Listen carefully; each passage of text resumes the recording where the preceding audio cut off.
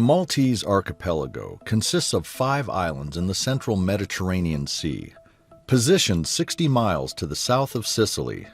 Only 3 of these islands are inhabited. Malta Island, which is the largest, along with Gozo and Camino.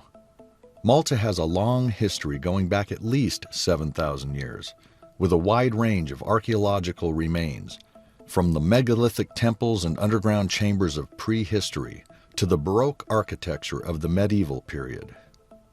The most spectacular and enigmatic of the ancient remains on Malta are the Neolithic temples and tombs, built 1,000 years before the pyramids. And Malta has the oldest freestanding stone buildings in the world. One of the most fascinating and mysterious of these megalithic structures is known as the Houska Hypogeum. A hypogeum is a subterranean rock-cut chamber of an ancient building, and there are a number of these type of monuments spread across the Mediterranean, in southern France, Sicily, Sardinia, and Crete. The Houska Hypogeum is an underground tomb and temple complex, extending for around 5,380 square feet, and is located in the town of Paola, which is in the south of Malta Island.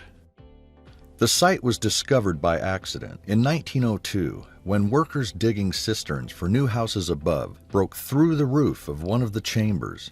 The first excavations at the site were performed by Father Emmanuel Magri of the Society of Jesus, and later continued by Dr. Tamiz Zamit, the first curator of Malta's Museums Department.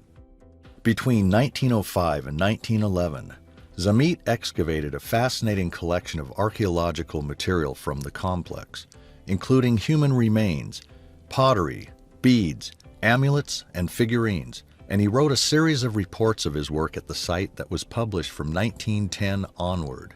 The Hypogeum was first opened to the public in 1908, while excavations were still taking place. The Houska Hypogeum consists of a series of oval chambers, halls, and niches, set on 3 levels, one underneath the other. Incredibly, the underground structures were all carved out of solid rock in semi-darkness, allegedly using stone mallets and antler picks, and later smoothed over using flint implements. The upper level of the complex consists of a hollow with a central passageway, with burial chambers cut into the natural caves on each side. This is the oldest level of the Hypogeum, in use from 3600 BC to 3300 BC, and is similar in plan to earlier rock-cut tombs found elsewhere on the islands, such as the Shemshia tombs, which date to around 4000 BC. The middle level, 3300 to 3000 BC, was cut into the subsurface rock as an extension of the upper level of the structure. This level exhibits exquisite stoneworking skill in the elaborately carved trilithons, which are a construction with 2 upright posts, with a horizontal one set on top. The trilithons are set in imitation of the built masonry of the above-ground megalithic structures found elsewhere on Malta. This level also contains some of the most important features of the Hypogeum monument, such as the main chamber, the oracle room, and the Holy of the Holies.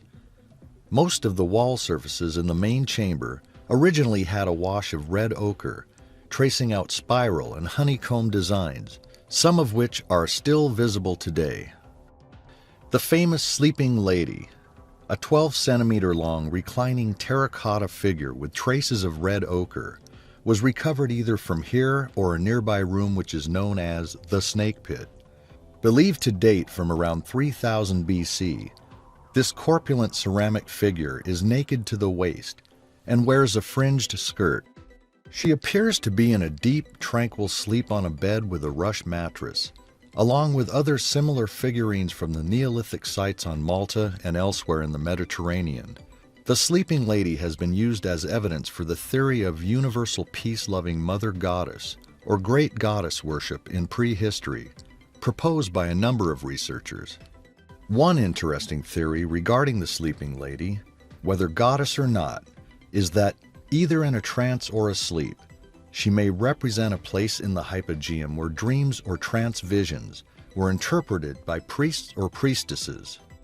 Such a dark subterranean context would have been ideal for the stimulation of such states as it would induce dreams and visions. Alternatively, because the area was used for burials, the statue may be a representation of eternal sleep. The enigmatic sleeping lady figurine is now on display at the National Museum of Archaeology in Valletta, the capital city of Malta. Also on the middle level, the roughly rectangular oracle room has an elaborately decorated ceiling of ochre-painted spirals and a fascinating side chamber, which has the property to amplify and echo a deep human voice. This is referred to as a resonance chamber. Whether this intriguing effect was intentional or not is difficult to say, though the possibility that these strange acoustics were utilized in some religious ceremonies performed in the chambers is an intriguing one. The chamber resonates at an intriguing 111 Hz, which is known to be a healing frequency. Immersing yourself in this frequency can help increase the healing process of internal and external wounds. The Holy of the Holies is perhaps the most elaborately decorated room in the whole complex, with its trilithon door frame and pierced stone or porthole entrance reflecting the architecture of Maltese freestanding Neolithic monuments. The third and lowest level at the Hypogeum is 35 feet below street level and has been dated to 3150 to 2500 BC. It consists of a maze of chambers, which were filled with water when discovered in the early 1900s.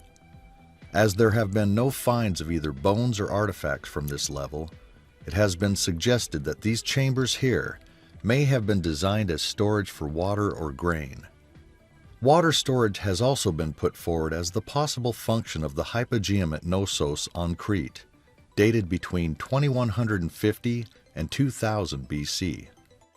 The primary function of the Hypogeum site was certainly as a cemetery, as around 7,000 skeletons have been found in the chambers, ranging in date from 3600 to 2500 BC. In other words, spanning the life of the site itself. This amount of human remains is significantly higher than the tombs could have housed at any one period, indicating, along with the dates of the skeletons, that the complex was used for burials over several centuries.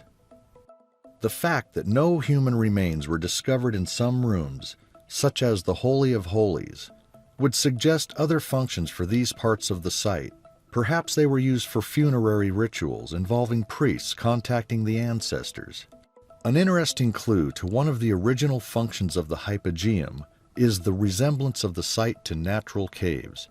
The near darkness of the original subterranean chambers and passageways is a little difficult to imagine nowadays with the brightness of the artificial lighting at the site.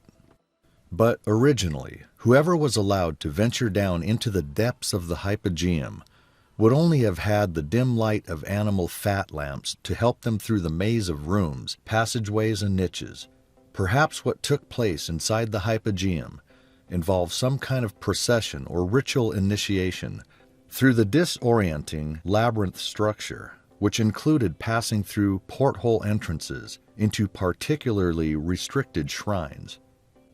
Such a mysterious subterranean structure as the Hypogeum is bound to generate its own legends and folklore.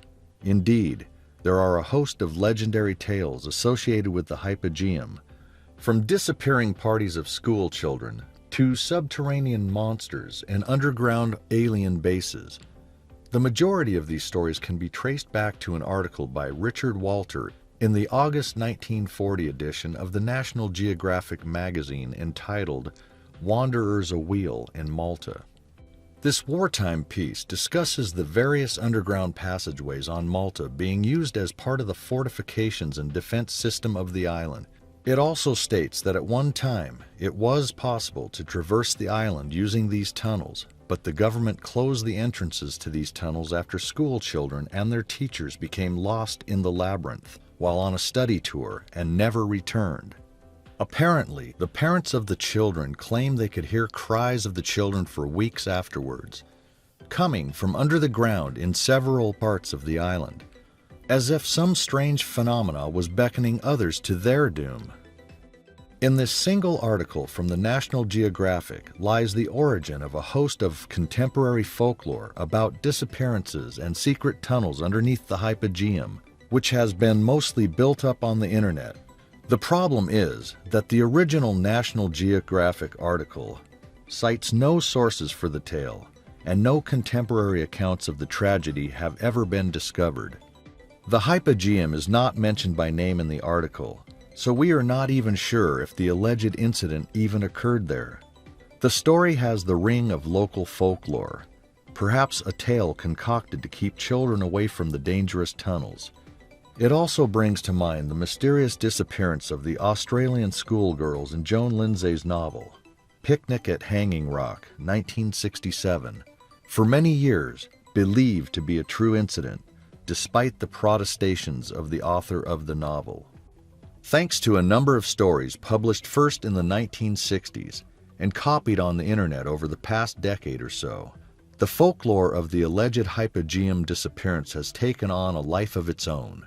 According to these stories, which conveniently don't cite any sources, 30 children vanished with their teachers while on a study tour of the Hypogeum. New elements, with no foundation in fact whatsoever, were added to the archaeology of the Hypogeum site itself to make the supposed disappearance more lurid.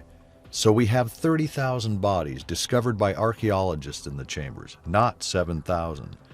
And the remains were all human sacrifices to some underworld god. In the best traditions of the modern folklore of underground archaeological sites, the tunnels underneath the Hypogeum are said to stretch for hundreds of miles, all the way to the catacombs underneath Rome.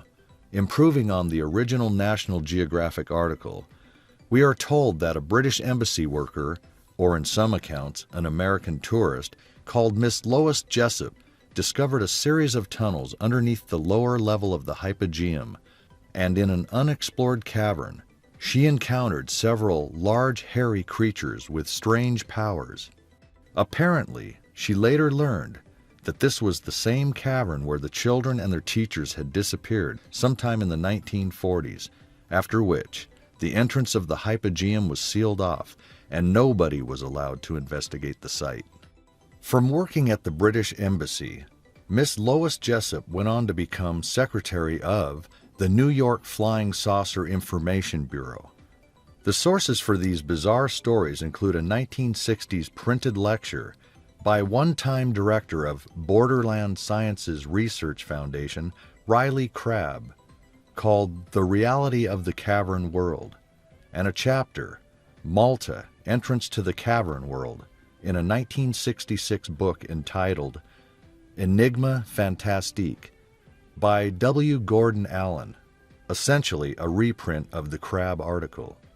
There is one element of these bizarre legends about the Hypogeum that has some truth to it, however.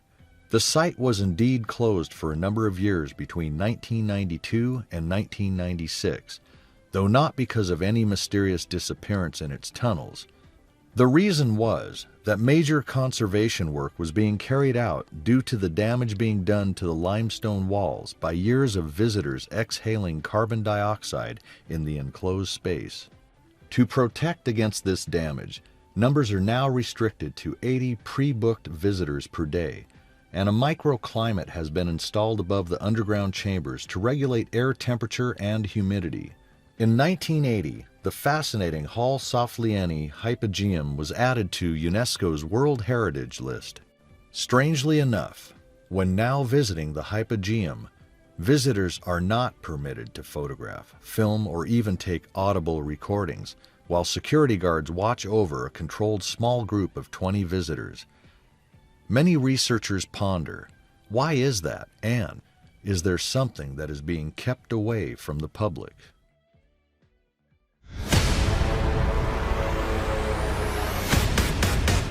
In many places of our planet, there are mysterious creations formed by human hands, such as mazes and labyrinths. Since the Paleolithic age, mazes and spirals have been known to man. Ancient sun worshippers left us their images on stones and mammoth tusks, and later this form was repeated in temple rings, in ancient Russian embroidery, and in ritual dances. Today, we'll look at a very strange labyrinth in Russia. Vlasovka is a village in the Gribanovetsky district of Voronezh region, 142 kilometers southeast from the city of Tambov, 600 kilometers south of Moscow. It's part of the Bolsha-Alabuska settlement and was founded in the middle of the 18th century by the presence of Ukrainian origin, settled in the area by Count Warren Soff. Vlasovka is a small village, but for the local places in the area, it can be said that it is a strategically located village. If you look for information on the Vlasovka labyrinth on the Russian internet sites, you'll get very sensational results. Secrets of dwarfs from the labyrinth and legends of sorcerers, slayers, and magicians, along with mysterious and nasty tiny humanoids. There is also a skull with evidence of trepanation of a triangular shape. Trepanation refers to an ancient surgical intervention in which a hole is drilled or scraped into the human skull. There are also stories about dangerous Soviet archaeologists waiting at the excavations and reluctant locals who warned against disturbing local mounds. There were breakdowns of equipment and the decapitated head of a horse that was left at the camp of some of the archaeologists. Some of them finally fled the area in fear, but others died under mysterious circumstances. Also added to the mix was the story of the Soviet military pilot who was shot over Mongolia in August of 1945. The pilot was actually from the same general area as the Vlasovka labyrinth. He survived, but was imprisoned by humanoid creatures no taller than 45 centimeters. When he finally escaped back to the world as we know it, X-rays were taken of the pilot that showed he had a triangular aperture in his skull, the same shape as the skull discovered in the Vlasovka labyrinth. Well, such internet tales are basically hoaxes, fake stories surrounding a very unusual discovery made by Soviet archaeologists, and the research continued for some years. It's not just to create money for the Russian tabloids when stories like that are published. According to the archaeologists, these stories come from malicious intent, with the objective being to obfuscate the find and maybe to keep away any curious members of the population. Unfortunately for Russia, the area had been and still is being targeted by the so-called outlaw archaeologists. These Chornyik archaeologists, as they're referred to in Russian, raided the mounds or kurgan, stole the contents, and later sold them to private collectors. Understandably, there's a question about the lost expedition of the Nikolai Proharov and Irina Piskarova, if they ever existed, or more precisely, what if some group that were interested in the labyrinth for whatever reasons acted under their own names? It seems there are never easy cases from Russia, but it's possible that this was a complicated hoax to steer genuine archaeologists and others away. So let us look closely at the Vlasovka discoveries and mysteries. One of the people who helped to reveal the facts was researcher of historical sciences, associate professor of the Department of Russian History of Voronezh State Pedagogical University, Valery Beryzutsky. He wrote articles about the discovery back in 1991 in the Soviet archaeological magazine, issue number 3. Then after the hoax became disseminated in a local newspaper, he also published an article and was interviewed by a major Russian newspaper. Looking at other sources, it was unveiled that it was Beryzutsky who organized and participated in the excavation of mounds near the village of Vlasovka from 1985 to 1996, along with students of the archaeological expedition of the Pedagogical University. An underground labyrinth was discovered by Voronezh archaeologists in the 1980s. The findings of the Voronezh researchers in the barrows or molds or kurgans near Vlasovka are really unique. So far, the first excavations in 1985 revealed evidence of the Bronze Age from the 3rd to 2nd millennia BC. On one of the Vlasovka mounds, they encountered an ancient ritual belonging to the tribes who lived in the Bronze Age. The structures of the graves of the creators were tightly clogged up with clay, and as usual it was sheer chance that helped them discover these structures and explore them. At the bottom of the grave pit there were indeed the skeletons of buried people. Other amazing finds were also made there: a flute which was made from the tubular bones of a large bird, intricately decorated clay vessels and bone ornaments. About 20 mounds were studied. Unique data was obtained about the Bronze Age nomads of the Roman Empire, Sarmat, and the nomads of the Golden Horde era of the 13th and 14th century when the Mongols invaded Europe. In 1988, during the excavation of one of the mounds, the archaeologists found a large grave site measuring somewhere around 8 by 8 meters. The find promised something out of the ordinary. In addition to the find, scattered throughout the embankment were fragments of Crimean amphoria and traces of wakes for the deceased. As a result, the remains of a complex underground structure were found. In its center was a large square-shaped pit, obviously once designed to install a wooden or stone pillar. Was it for an idol? Several small human bones lay on the floor of the pit, and the shape and structure of the pit resembled a yurt with its domed ceiling. Leading off the pit were numerous narrow, winding passageways which led together to form a labyrinth. Some of the passages were underground and some were open, but the center of the building could only be accessed on all fours. In the passages they found fragments of ancient dishes, Crimean amphora and jugs. There were also sheep bones and several skulls of horses and front limbs. A yurt, or yurta for those who don't know, is a portable round tent covered with skins or felt and is used as a dwelling by several distinct nomadic groups in the steppes of Central Asia. The structure consists of an angled assembly, or latticework of wood or bamboo for walls, the ribs of a door frame, poles, rafters, and a crown wheel compression ring, possibly steam band. One of the horse skulls contained iron rods with pitchings, metal rods inserted into holes for better horse control possibly. The horse bit shanks allowed the researchers to establish the time of the creation of the labyrinth, which was from the 8th to the 9th century AD. This is the time period of the domination of the tribes of the Hazar Kaganath or Kagani. Is it possible that the Iranians, Bulgarians, Hazars themselves, or smaller nomadic Turkic groups created the mysterious structure? Or was it created by some other tribe now forgotten? The findings of the archaeologists allowed them to come to this conclusion. In the center of the labyrinth there was evidence of ceremonial actions, the ritual sacrifice of horses, sheep and human beings.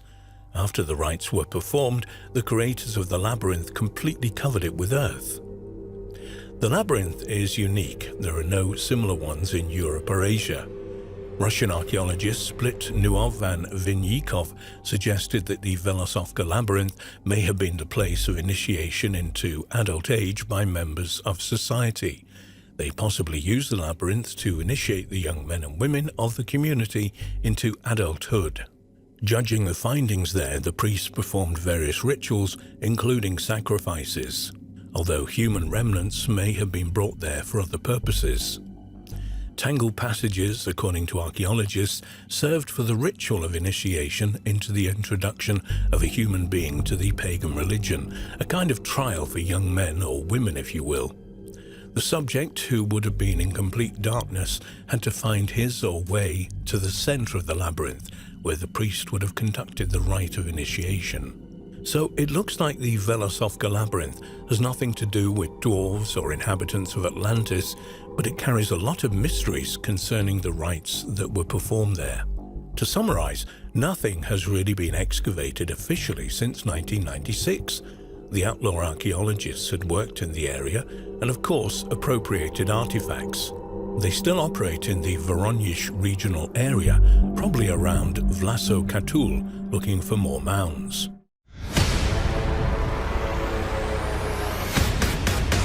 Divers working on a submarine project in McDonald Lake in the Halliburton Forest and Wildlife Reserve, Ontario, Canada, discovered a submerged man-made ancient stone structure, possibly 5,000 to 10,000 years old. For some, this is irrefutable evidence of a long-lost civilization that inhabited the region before the last ice age. One or two researchers have linked the discovery to Canada's Stonehenge, a huge 5,000-year-old stone wheel discovered south of Alberta. Who were the people who constructed these mysterious monuments, and what do they represent? The Halliburton Forest and Wildlife Reserve Limited is a privately owned forest comprising 120 square miles in Halliburton County, Ontario, Canada. The owner and manager of the 25,000-hectare Halliburton Forest is Dr. Peter Schliffenbaum, who inherited it from his father. Recently, various sources on the net carried a story about a submarine survey of McDonald Lake, a popular tourist attraction which apparently took place in 2008. According to the story, during the survey, divers encountered an ancient stone structure which was thought to be proof of the presence of a mysterious ancient culture in the area, life from central Ontario ancestors.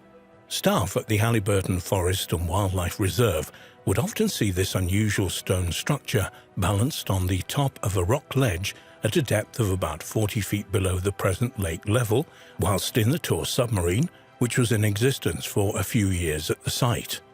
The structure consists of a 1,000-pound elongated, south-pointing rock sitting on a baseball-sized stone at each side, which in turn rested on a massive slab.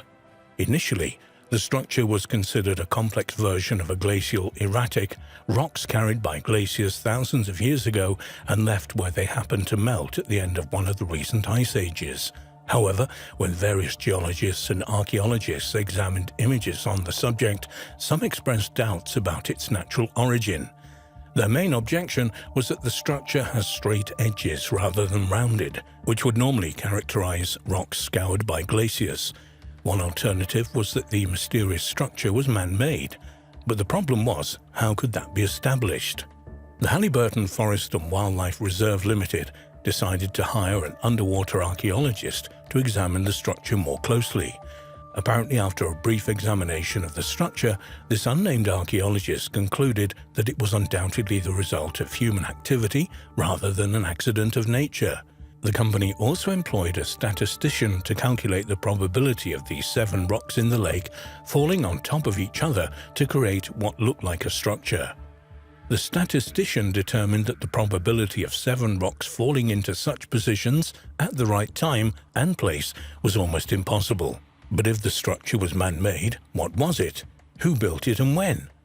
Some researchers think it resembled the prehistoric stone cairns found throughout the world, which serve as monuments, burial sites, markers for ceremonial land, or even navigational aids. Others think it may be a burial chamber, or perhaps a dolmen. Dolmens are a type of single-chamber megalithic tomb, mostly dating from the early Neolithic 4000 to 3000 BC, found in a variety of places throughout the world, but mostly in northwest Europe, particularly in the region of Brittany, France, Britain and Ireland. The thick layer of silt covering some of the surfaces of the structures indicate that they are very old, but beyond that, without further evidence, it was impossible to say when it was built. However, when geologists were consulted on the matter, they apparently pointed to a drought which may have hit eastern North America between 9000 and 7000 BC. At this time, conditions were so dry that water levels in the Great Lakes were as much as 165 feet lower, and inland lakes like McDonald Lake may well have been at least 40 feet lower than their current levels. If the structure of the McDonald Lake is a prehistoric monument of some kind, why was it situated in such a remote place? One theory is that the sparse local population at the time may have been attracted to the spot by lake trout, often described as glacial relics, as they are a holdover from the Ice Age and live mainly in deep cold water habitats. One geologist suggested that in prehistoric times, McDonald Lake was not a lake at all, but part of an ancient river system, which made an ideal habitat for the trout. But no prehistoric monuments of the cairn or dolmen type exist in the USA, Canada, or anywhere else in the world dated to anywhere near 9,000 to 7,000 BC. Does that make this structure the oldest in the world, or should the glacial erratic theory be examined further? However attractive these explanations for the Lake McDonald structure being a prehistoric monument are, without further evidence obtained in an independent study or excavation unconnected with the Halliburton Forest and Wildlife Reserve Limited, such as contemporary artifacts or signs of man-made tooling marks on the stones, we cannot say this for sure. There are one or two researchers who have linked the underwater structure at Lake McDonald to a mysterious monument known as Canada's Stonehenge. This would make the Lake McDonald prehistoric structure later in date, say around 3000 BC, though still unique to the area. In his 2008 book, Canada's Stonehenge, Astounding Archaeological Discoveries in Canada, England and Wales, author Gordon R. Freeman puts forward the theory that the ancient structure is a prehistoric calendar. A summary of the book on Freeman's website states, "The discovery of a 5,000-year-old sun temple and an ancient time machine, Stone Age calendar, in Canada led scientist Gordon Freeman to groundbreaking discoveries in Stonehenge. During fieldwork and research from 1986 to 2006, Freeman found striking similarities between the surface geometry of the two sites. These similarities push back the boundaries of written history and have far-reaching implications for North American and European history. Could the same mysterious ancient cultures have built Canada's Stonehenge and the Lake McDonald structure? Perhaps they were both related to ancient astronomical observations. Freeman describes what he discovered at the ancient site of Canada's Stonehenge, located in Vulcan County, Alberta, in his book. "I had found an amazingly accurate year-round calendar in this sun temple, marked with rock lines pointing to sunrises and sets at critical dates. I later learned of arguments going on, mainly negative, about whether Stonehenge contained marked observation lines to the summer solstice sunrise and the winter solstice sunset. By applying what I had learned in Alberta to observing sunrises and sets through Stonehenge, I found that an accurate entire year-round calendar exists in Stonehenge." The term Canada's Stonehenge refers to the monument known by archaeologists and historians as Majorville Medicine Wheel. There are between 70 and 150 Native American stone structures known as medicine wheels spread over the northern United States and southern Canada. Though each individual structure is unique, the shape of the most common type of medicine wheel resembles that of a wagon wheel lying on its side, with a central cairn from which lines of cobblestone radiate outwards to a surrounding ring of stones. The diameter of medicine wheels, as well as the number and length of their spokes, varies. The largest so far discovered has a diameter of around 80 feet. Occasionally, there will be a break in the outer stone circle to allow a stone pathway or entrance into the center of the structure, and sometimes one of the spokes can be considerably longer than the others, perhaps signifying the importance of the direction in which it's pointing. The dates of these medicine wheels also vary considerably, but it is acknowledged that the oldest so far investigated is the Majorville Medicine Wheel, which was started around 5,500 years ago.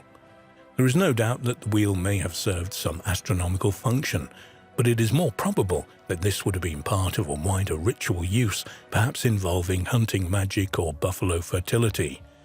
This is not to say that Native Americans were not sophisticated enough to build observatories, far from it, but in one sense, to state that the Majorville Medicine Wheel was built only to make complex astronomical calculations is to apply modern Western ideas from a 21st century technology-dominated era back into the past.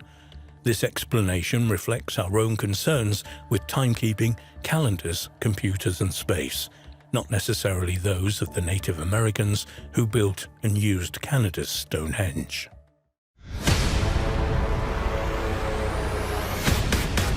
Is it really possible that a Stargate or portal was discovered in a cave that goes back to the legends of ancient Greece? The The cave in question resides at Mount Pentelicus near Athens and once was a location of an ancient quarry where marble used to build the Parthenon was cut. It has also been long associated with bizarre happenings, strange goings-on, which have continued right into the modern era. The cave itself is largely hidden by pine forests, and from the outside at least, looks rather ordinary and mundane. However, once inside the 200-foot-long entrance, it begins to open out into a complex tunnel network leading to underground water supplies and various rooms and chambers. One of these tunnels, at least according to legend, will also lead you straight to hell. It is perhaps these legends of the fiery underworld that has led to the many reports of all manner of paranormal activity in the region, including sightings of dark, shadow-like manifestations, strange voices, and even the appearance of UFOs overhead. To say it's a fascinating and unsettling place in equal measure would be a huge understatement. At the entrance of the cave itself, thought to have been added sometime in the 1200s, is a small church. It's believed that the church was built by a Gnostic sect of Christians, not least as there are some very intriguing and out-of-place carvings inside this small church. Back in ancient Greece, it was a site dedicated to the nature god Pan, and there have been several depictions and carvings on the walls of the cave to attest to this. Indeed, intrigue and mystery permeate every stretch of this rocky subterranean network. Over the course of the 19th and 20th centuries, the caves began to build up a reputation for being a hub of paranormal activity. Many of those with an interest in otherworldly phenomena would venture into the cave systems and often claim to hear music coming from somewhere in the distance. Others would claim to have heard strange voices that would come from nowhere. As the technological age unfolded, many who ventured down with cameras and even flashlights would find their devices would falter when required. Perhaps one of the most intriguing and suspicious events of modern times occurred in 1977, when a mysterious group arrived and promptly put the cave off limits to all but their secretive team. Barbed wire was put in place, and guards were permanently stationed at the entrance. Shortly after, heavy-duty machinery and explosives were seen being taken into the cave.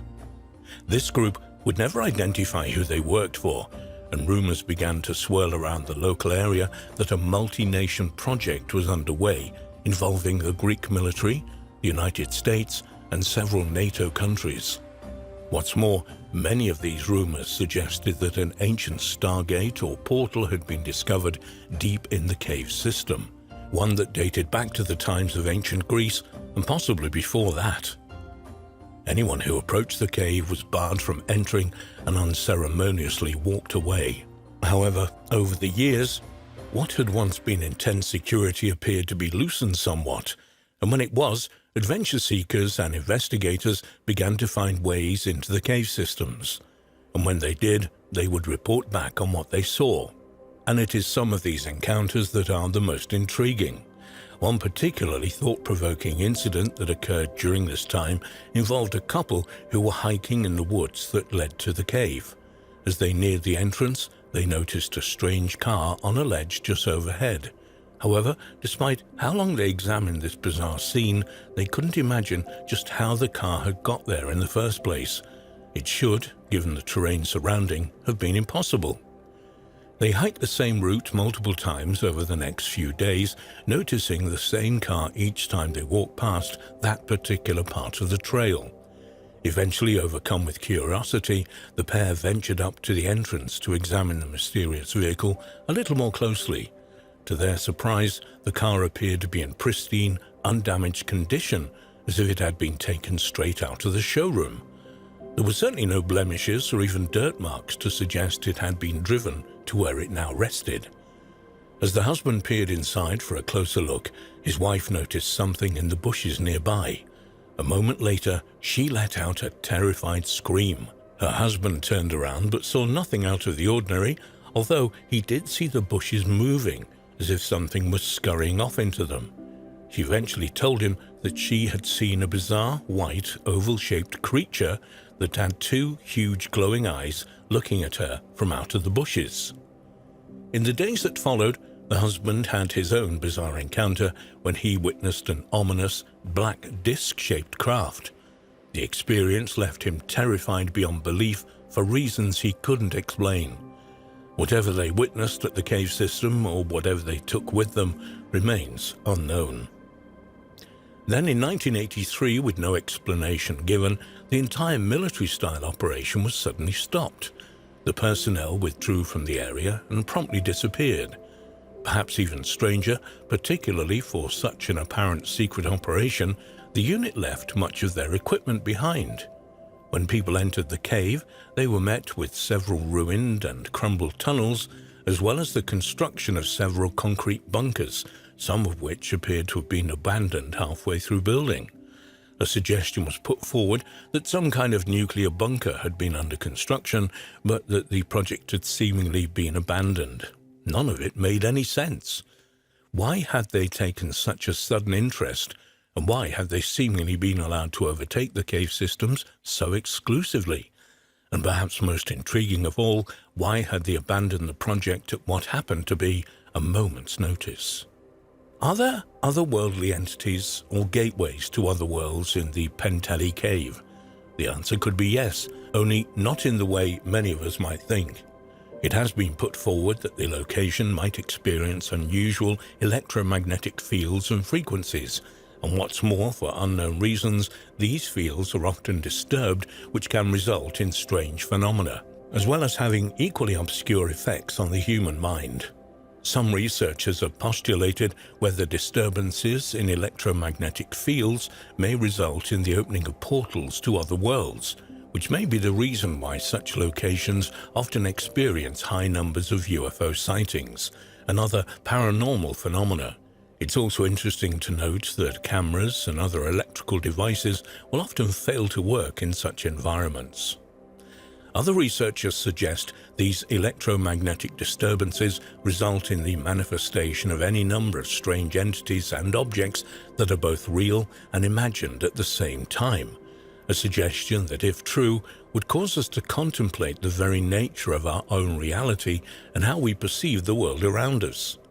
Some people have put forward that these electromagnetic fields, if they resonate in a certain way, can cause people to see things that aren't there or feel a ghostly presence that they can't see. Taken a stage further, the combination of this electromagnetic energy, combined with the potential power of the subconscious brain, could, quite literally, imagine something to life, if only temporarily and very briefly. Whatever the truth, the suggestion that electromagnetic disturbances might be responsible for the bizarre encounters in the region is not too much of a stretch of the imagination. Nor is the idea that discrete agencies of the United States, intelligence agencies for example, would want to secretly study such phenomenon. Might there be some validation to the claims from some corners that the mystery unit that appeared in the late 1970s was indeed studying the effects of electromagnetic disturbance, but that they were experimenting with how it caused hallucinations?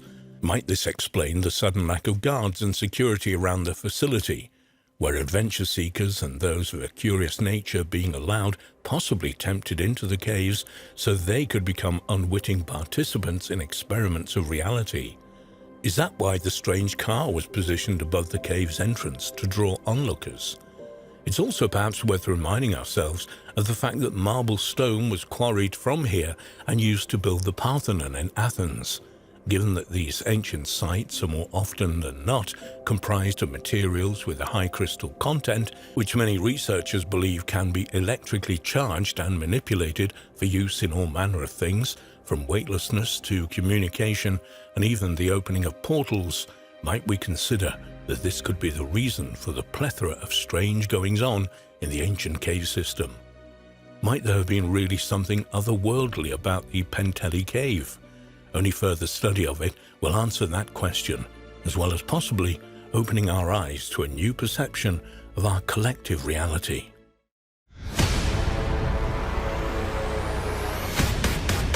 According to the legends of the ancient world, and even those of our contemporary era, gateways to hell can be found all over the planet.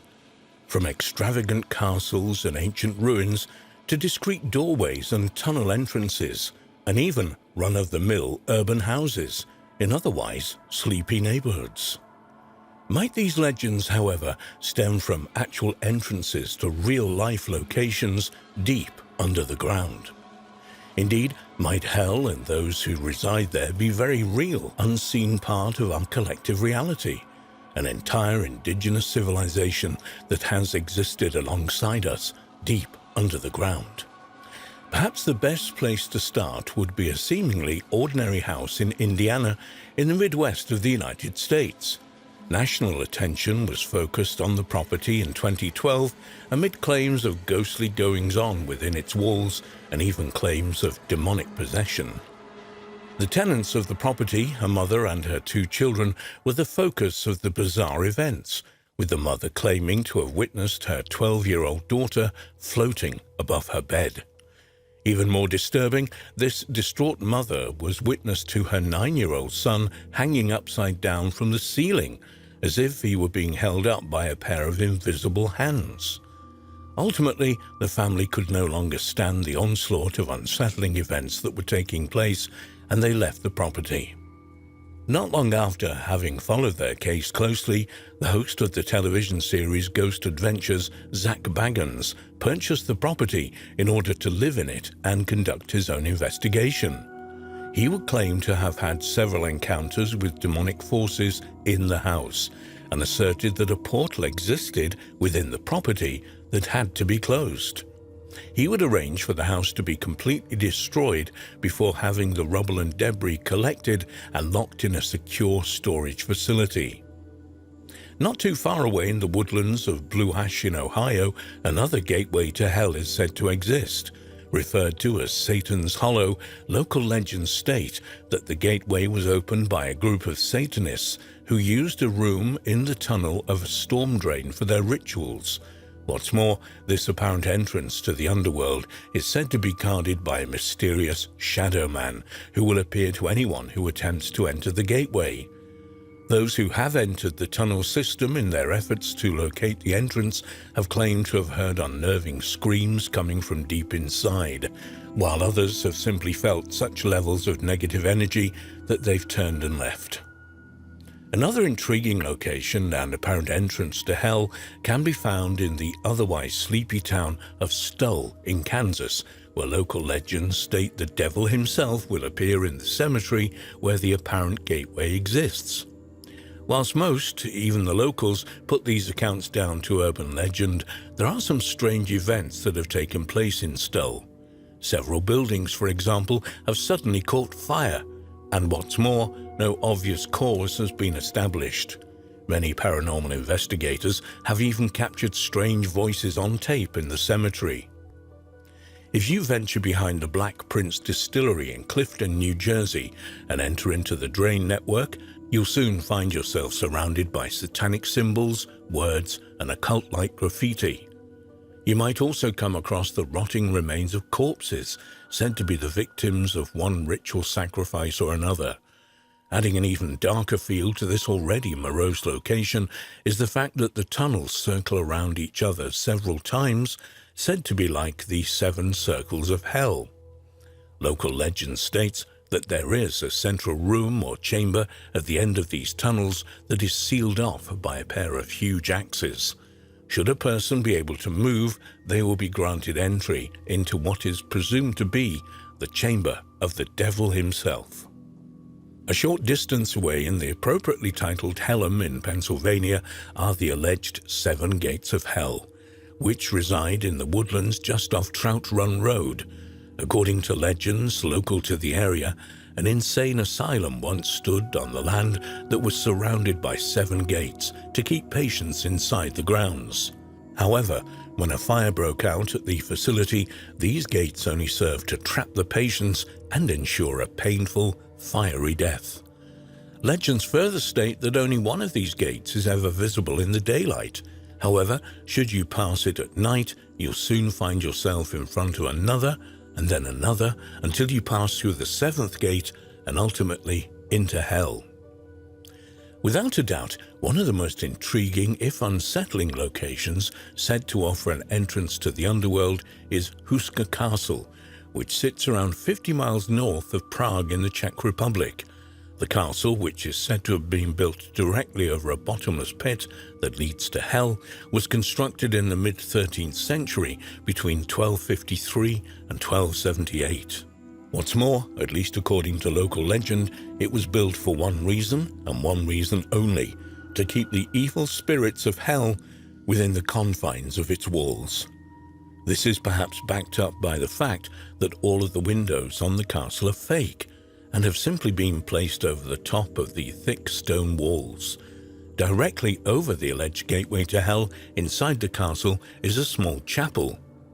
Only adding to the already macabre feel, it is claimed that local prisoners who had been sentenced to death were given the opportunity to have their sentences quashed if they agreed to help construct the castle. Part of their duties, however, was to be lowered into the apparently bottomless hole as far as possible, and for them to report back what they had seen. Legend states that when the first of these men was lowered into the dark pit, he saw something so terrifying that he let out a scream, unlike anything anyone present had ever heard. Even more harrowing, when he was finally hoisted back up to the surface, he had the appearance of an old man, and his hair had turned completely white.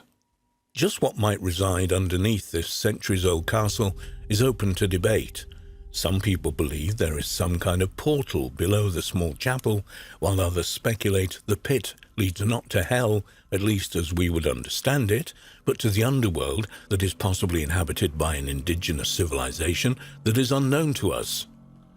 There are also many locations from the ancient world that have long been considered gateways to hell.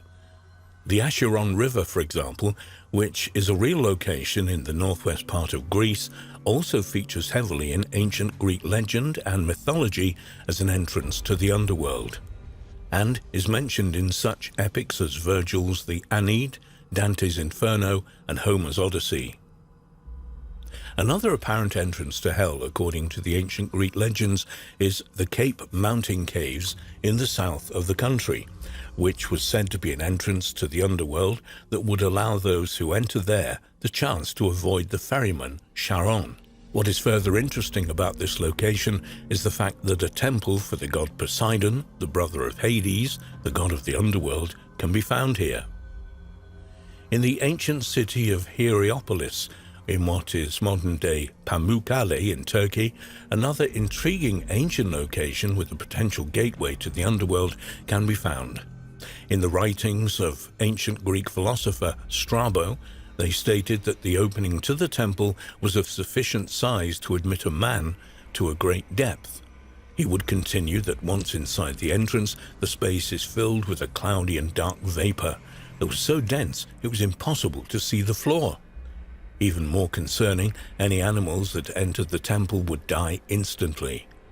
The ruins themselves match descriptions of what is called Pluto's Gate in ancient Greek mythology, which was a gateway to the underworld. What is further interesting about the descriptions of this location was a discovery made in 2013 by archaeologists of toxic gases that appeared to be leaking from the doorway of the temple. Much like in the writings of Strabo thousands of years earlier, they would notice how birds that flew particularly close to the temple doorway would simply drop to the ground dead. Perhaps the fact that these locations can be found in such legends should alert us to the fact that these legends might have more truth to them than many of us might think.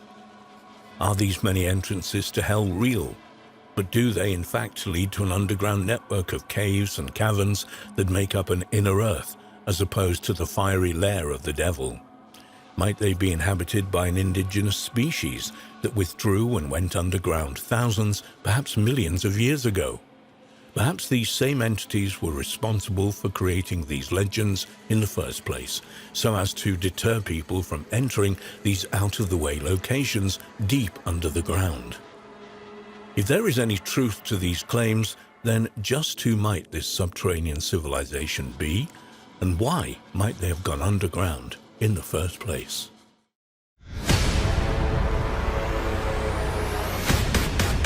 Portmahomack Monastery in eastern Scotland is believed to have been built by the ancient Picts, a mysterious ancient people who once inhabited the north and east of Scotland. Recent research has revealed that the construction of this monastery appears to reflect the golden ratio or divine proportion, as it became known during the Renaissance hundreds of years later.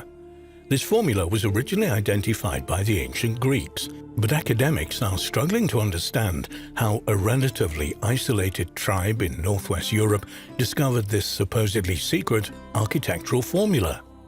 Who were the Picts? The ancient Picts were a mysterious and enigmatic race about who little is known for certain. By the time the Old Norse or Viking sagas were being compiled in the 13th century, the memory of the Picts as real people had almost vanished completely, and they had become a semi-mythical race of fairies. Indeed, in popular tradition, perhaps because of the low-roofed or underground structures they built, they were supposed to be small, who were confused with fairies, gnomes, brownies, and similar supernatural creatures. Much of the uncertainty surrounding the Picts is due to the fact that they left no written records. The name Pict may come from the Latin picti, which means painted, and may refer to their custom of body painting or possible even tattooing. Alternatively, they may have referred to them as Pect, the word for ancestors. One theory for their origins comes from the historian Bede, writing in 731, who said that the Picts had come from mainland Europe, possibly Scandinavia, to Northern Ireland to ask for land, but the Irish had refused and sent them on to Scotland. At the time of the Roman invasion of Britain in the 1st century AD, Scotland was inhabited by a number of different Celtic tribes, including the people who would later become known as the Picts. From the accounts of Britain written by ancient classical Greek and Roman authors, it appears that by the 3rd century AD, the predominant peoples of northern Scotland were all known as the Picts. The earliest surviving mention of the Picts dates from AD 297. In a poem in praise of the Roman Emperor Constantius Chlorus, the orator Eumenius mentioned the semi-naked Pict and Hiberni, Irish, as enemies of Rome. Indeed, the Picts' war with the Romans during the occupation was almost continual. It was a war which they ultimately won, as Scotland never fell to the armies of Rome despite numerous attempts to invade. The Pictish nation seems to have comprised of several federations, each with its own leader or king, and by the 7th century there was a united Pictland, which was already partly Christianized. In 843, Kenneth MacAlpin, king of the Scots, also became king of the Picts, united their two lands in a new kingdom of Alba, which eventually evolved into Scotland. After 900 AD, no further mention is made of the Picts. No one is sure what happened to them, why they suddenly vanished from history. However, many researchers believe that they may have merged with the southern Scots and the two cultures became one from then onwards. This unification of the two cultures was also influenced by the danger posed by the Vikings, whose raids along Scotland's northeastern coast were becoming more frequent. The Golden Ratio. The Golden Ratio, symbolized by the Greek letter phi, is a special number approximately equal to 1.618, which appears often in geometry, art, architecture, and other areas. The Golden Ratio is found when a line segment is cut into two pieces of different lengths, so that the ratio of the whole segment to that of the longer segment is equal to the ratio of the longer segment to the shorter segment. In the hugely influential ancient mathematics textbooks, Elements, written by Euclid of Alexandria around 300 BC, the definition reads, "A straight line is said to have been cut in extreme and mean ratio, when, as the whole line is to the greater segment, so is the greater to the lesser." The Golden Ratio is also known as the Golden Section, Golden Mean, or Divine Proportion. While it has always existed, it's not known exactly when it was first discovered and used practically. Researchers believe that it has probably been discovered and rediscovered on numerous occasions throughout history, which may explain why there are several names to describe it. It has been conjectured that the ancient Egyptians may also have used both pi and phi in the design of the Great Pyramids. The classical Greeks are also thought to have based the design of the Parthenon on this proportion, though there is some debate about this. Many researchers claim that if a rectangle is drawn around the face of Leonardo da Vinci's Mona Lisa, the ratio of the height to width of that rectangle is equal to the golden ratio. Some also think that da Vinci also used it to define all the basic proportions of his painting The Last Supper. Although there is no proof to show da Vinci consciously used the golden ratio in his work, it is known that he was a close personal friend of Luca Pacioli, who published a 3-volume discourse on the golden ratio in 1509 entitled Divine Proportions. Indeed, da Vinci was responsible for the illustrations used in this work. It's certainly possible that not only da Vinci, but other Renaissance artists used the golden mean in their paintings and sculptures to achieve balance and beauty. But what does all this talk of divine proportions have to do with an ancient Scottish tribe described by the Romans as primitive and half-savage? In fact, the Picts were skilled in farming and possessed a sophisticated culture, which included seagoing trade and the elaborate carving of paintings and stones. Portmahomack is a small fishing village on the shore of Dornoch Firth in northeast Scotland. Between 700 and 1100 Christian Pictish monks lived in a monastery on the site. The Pictish monastery was one of the most important archaeological finds for decades when it was discovered in the mid-90s.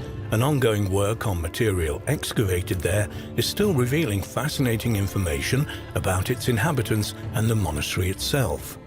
So far, various sculptural fragments have been discovered, as well as Pictish burials and a Viking hoard dating to around 1000 AD, which have been secreted away in the wall of a church.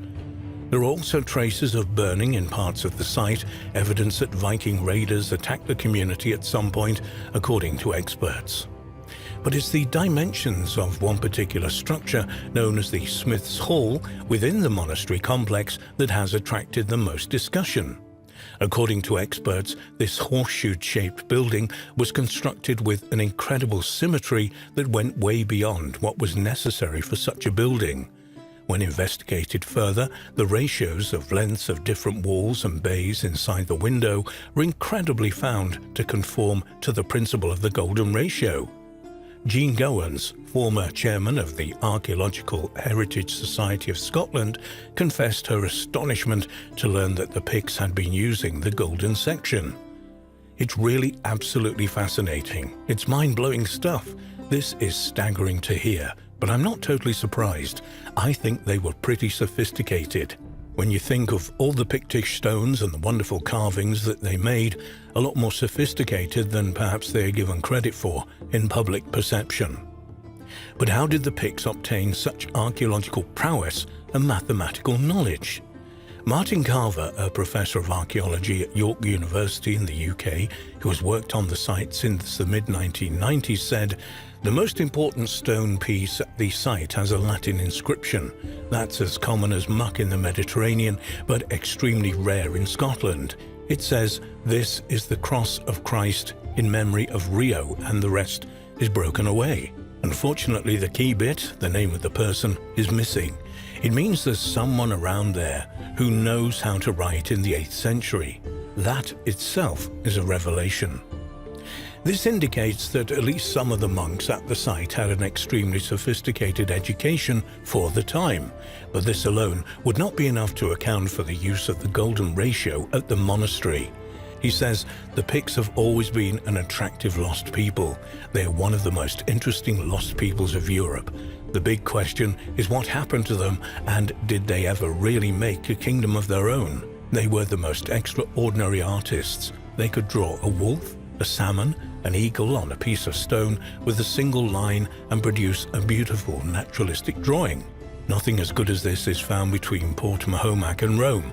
Even the Anglo-Saxons didn't do stone carving as well as the Picts did. Not until the post-Renaissance were people able to get across the character of animals just like that."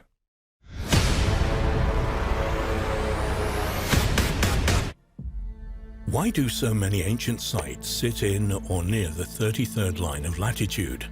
And why have so many historic events of our modern world throughout the 20th century taken place along that same line? When we factor in connections to secret societies, the number 33 shows up time and time again in the most bizarre and thought-provoking ways. Is this nothing more than coincidence, or might there be an altogether more esoteric reason? We should highlight here the research of Gary David, who wrote of some of these apparent coincidental locations in the book The Disinformation Guide to Ancient Aliens, Lost Civilizations, Astonishing Archaeology and Hidden History. He would start by highlighting the city of Phoenix in Arizona, which sits on the 33rd latitude and was once home to the ancient civilization called the Hohokam. The largest hub of the civilization is known as Snaketown, whose name is an interesting connection to the importance of the serpent in ancient times in general, and which sits almost perfectly on the 33rd line of latitude. At this cultural center of the Hohokam civilization was an advanced astronomical observatory, as well as evidence of a highly advanced irrigation system that covers over 500 miles. If we move along the same line of latitude across the Atlantic Ocean, we find ourselves at the ancient seaport of Tyre, which was part of the Phoenician Empire that stretches back to around 5000 BC. It doesn't take the most eagle-eyed person to see the similarities between Phoenix and Phoenicia. A further intrigue, one of the products that this particular port was famous for was dye that was very distinct purple color, whose name translates to Phoenix and is often the color used to represent the American city today. It perhaps shouldn't surprise us to learn that other ancient cities reside along this 33rd latitude. Baghdad in Iraq, for example, which was once where Babylon and the ancient cities of Mesopotamia stood, a region where multiple ancient temples and structures also reside, sit on the 33rd latitude. If we head further along this line, we come to the location of the White Pyramid in the Xingling Shan Mountains in China. Not only does this pyramid structure exist here, but it's also close to where the famous terracotta warriors stand. Back in the United States, there are other remains of ancient peoples that sit close to this seemingly all-important line of latitude. The ancient city of Moundville, for example, near the Black Warrior River in Alabama, is one of these. And what's more, many of the structures here are almost identical in influence to those of the Hohokam found in the Valley of the Sun near Phoenix, Arizona. Another location near the 33rd latitude is the Poverty Point State Historic Site near Lake Providence in Louisiana, a site thought to have been built almost 4,000 years ago. Further locations include Greenville, Mississippi, and the Winterville Mounds, or the Etowah Indian Mound State Park in Cantorsville in Georgia, where there are also geoglyphs near the Colorado River. All of these mysterious locations reside on the 33rd latitude. In short, the sheer number of ancient locations around the world, as well as many such locations of ancient cultures throughout the United States, are too many for us to ignore. What did these ancient cultures know that we have seemingly since forgotten? It's not just ancient buildings or cities that reside along the 33rd latitude that is of interest to us here, though. Once more, returning to the work of Gary David, the number 33 is of apparent importance in general. For example, if we examine what is arguably one of the biggest turning points in world history, the dropping of the atomic bombs over Japan that ultimately brought the Second World War to an end, albeit by ushering in the nuclear era, we find the discrete influence of 33 here. The president who authorized the strike was Harry S. Truman, who just happened to be the 33rd president of the United States. What's more, Truman became president when his predecessor, Franklin D. Roosevelt, passed away from a cerebral hemorrhage at Warm Springs in Georgia, a location that is only 10 miles from the 33rd line of latitude. Even stranger, the testing grounds of the atomic bombs in New Mexico lie on the 33rd latitude, while the 33rd latitude also runs through both Nagasaki and Hiroshima, the unfortunate destinations of these monstrous weapons. It's further worth noting that, according to some researchers, these megalithic explosions likely alerted any extraterrestrials in our cosmic neck of the woods not only to our present but also our destructive capabilities. So much so that by 1947, only 2 years later, UFO sightings were being increasingly reported around the planet. Of more importance, the infamous crash at Roswell took place in the summer of that year. Coincidentally or not, Roswell also sits on the 33rd latitude. If we keep extraterrestrial visitors in mind for just a moment longer, 50 years after the Roswell incident came the equally infamous Phoenix Lights encounter, which saw hundreds of people witnessed what appeared to be a mammoth V-shaped craft hovering over Phoenix, Arizona. And as we know from earlier, Phoenix sits on the 33rd latitude and would appear to be more important in the big picture of our collective reality than we could possibly suspect. So, to who might the number 33 be important? The most obvious answer to that question would be the Freemasons, whose most prestigious level, unofficially at least, is the 33rd degree of Scottish Rite Freemasonry, and who hold the number 33 as important to the reality of the world around us. And if we accept that the Freemasons had their origins in the Knights Templars, who in turn had their origins, wisdom, and rituals in organizations that dated back to the mystery schools of ancient Egypt and to unknown origins before that, then it's perhaps no surprise that many of these ancient sites sit on the 33rd latitude, and why many locations of importance in the modern world would do likewise. Considering the apparent importance of the Temple of Solomon to Freemasonry, it is perhaps worth noting that the S in Harry S. Truman's name, who was also a Freemason, was said to be Solomon. There are many other seemingly bizarre connections to the importance of the number 33. For example, according to the temperature scale devised by Sir Isaac Newton, water boils at precisely 33 degrees. The human spine, which essentially connects the physical body to the brain, is made of 33 bones or vertebrae. If we look at the lunar calendar cycle, those that don't use some form of intercalculation, the use of an extra day in a leap year, for example, goes through a 33-year cycle. From a religious perspective, Jesus was said to have been 33 years old when he was crucified, while in Islam, prayer beads tend to be arranged into 3 sets of 33. In the opening chapters of Genesis, the name of the divine Elohim appears exactly 33 times. In Buddhism, the second level of heaven is known as Treyas Simisa, which is taken from the word Treyas Trimsat, or 33, the English translation of which is belonging to the 33 gods.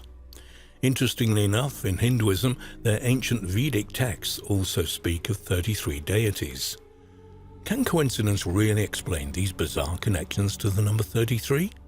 Let's remind ourselves once more of the coincidence of the 33rd President of the United States, who authorized the dropping of the first nuclear bombs in history on 2 cities that sat on the 33rd latitude after testing them at a location also on the 33rd latitude, being in a position to do so following the death of his predecessor at a location also on the 33rd line of latitude. And when we remind ourselves that both Truman and Roosevelt were both Freemasons, the notion of coincidence appears to be on increasingly shaky ground. When we look a little further into these Masonic connections, perhaps to the next biggest turning point of the 20th century, the moon landings, we find their influence all over the mission, a mission which left for its lunar destination, incidentally, from none other than Launchpad 33. Even the landing site at the time of the landings for the Apollo 11 moon landing mission was seemingly worked out with the number 33 in mind. According to the records, exactly 33 minutes after Apollo 11 touched down on the lunar surface, the 3 stars of Orion's belt would be perfectly aligned with the moon's horizon. And Orion was particularly important in ancient Egyptian rituals, which in turn has almost certainly heavily influenced Masonic rituals. While many, if not most people, would dismiss these apparent connections to 33, be it in symbolic form or at locations along the 33rd line of latitude, as nothing more than people finding meaning where there isn't any, it would perhaps be to our collective detriment to dismiss them as coincidence so unreservedly and without investigation. Given the number of historical and important locations that reside on or near this line of latitude, as well as the number of times 33 comes up in the most bizarre ways in important, often life-changing circumstances, we might suspect that those very few in the know, perhaps at the echelons of various secret societies and in positions of power and influence, might use this esoteric knowledge to their own limited advantage. With that in mind, we perhaps owe it to ourselves and to future generations to attempt to understand this hidden part of our reality, lest we come under the complete control of a shadowy order that we are collectively blind to, yet unwillingly and unwittingly subservient.